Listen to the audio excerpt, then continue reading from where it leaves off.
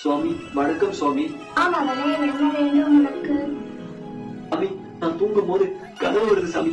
நான் தூங்கும் போது கனவு வராம கால் வழியாடா வரும்.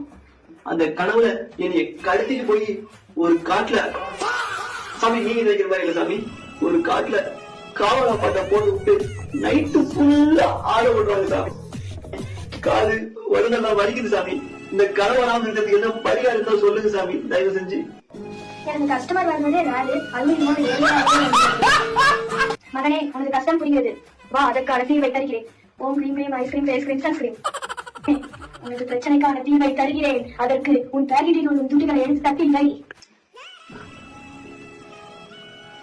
10 ரூபா தான் வச்சிருக்கியா? இரு, உன்னை திரும்ப வர வைக்கிறேன். உனக்கான பரிகாரம்.